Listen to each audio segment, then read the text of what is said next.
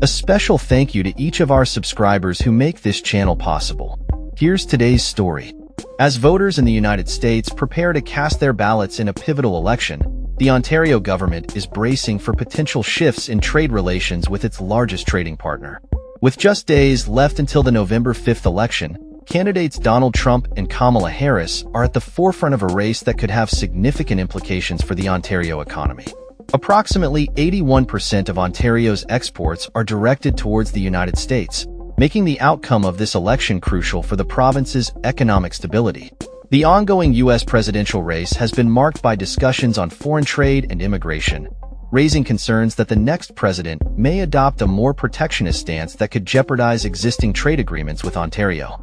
The Ford government is actively working to mitigate these risks by leveraging personal relationships with U.S. governors and engaging in a proactive campaign to maintain strong ties, regardless of the election's outcome. David Patterson, Ontario's representative in Washington, D.C., emphasized the importance of these relationships during an interview. He stated, "We look at this as a mix of opportunities as well as concerns, and I think that's really an important thing to understand. We have been at this for a long time and engaging with the United States. I've been in this role for almost a year now, and we spend every day up at Capitol Hill meeting with people and discussing how important trade is between Ontario and the United States." Recent trade figures highlight the significance of this relationship. In 2022 alone, Ontario exported $52.9 billion to Michigan, $26.7 billion to Texas, $16.1 billion to New York, and $12.1 billion to Illinois. The Ford administration has prioritized establishing agreements with individual states, successfully signing trade commitments with Indiana, New Jersey, and Illinois this year. Corey Tiniak, campaign manager for the Progressive Conservative Party, has voiced concerns about a potential protectionist world order and has worked to ensure Ontario is aligned with U.S. interests. Premier Doug Ford, who has a history of strong business relationships in the U.S., has made staffing adjustments to prioritize U.S. relations.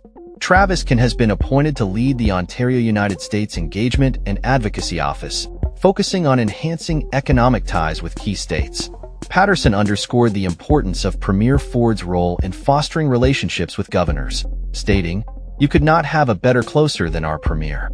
I've been in a number of these meetings with governors that start off with a very good formal discussion and then friendly discussion and end up usually throwing a football across the room with each other.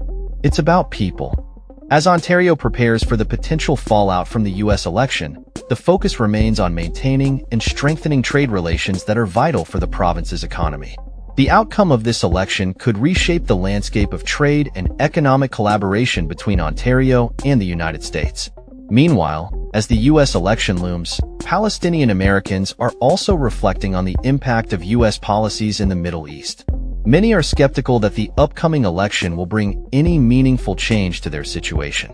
Jamal Zaghloul, a Palestinian-American entrepreneur in the occupied West Bank, expressed his disillusionment, stating, "Here we have problems. Nobody in the U.S. cares about us." The ongoing violence in the West Bank, exacerbated by the recent Gaza conflict, has left many Palestinian Americans feeling disconnected from U.S. political processes. Zaghloul reminisced about the Oslo Accords, which were signed during Bill Clinton's presidency, and called for a new political party to represent their interests. Fellow dual national Bassem Sabri criticized both President Joe Biden and former President Trump, labeling them as unhelpful to the Palestinian cause. Sabri plans to vote for Jill Stein of the Green Party as a protest against the current administration. The sentiment among Palestinian Americans reflects a broader frustration with U.S. foreign policy, particularly in relation to Israel. As the election approaches, many are contemplating the implications of their votes, with some choosing to abstain in hopes of highlighting the importance of Palestinian voices in future elections. In conclusion, as Ontario navigates the potential ramifications of the U.S. presidential election on its trade relations, Palestinian Americans are grappling with their own feelings of disenfranchisement and the impact of U.S. policies on their lives. The upcoming election is not just a pivotal moment for the United States, but also holds significant consequences for communities both domestically and abroad. That's all for this story. We upload videos every day covering many different subjects, so hit that subscribe button to stay informed. Thanks for watching.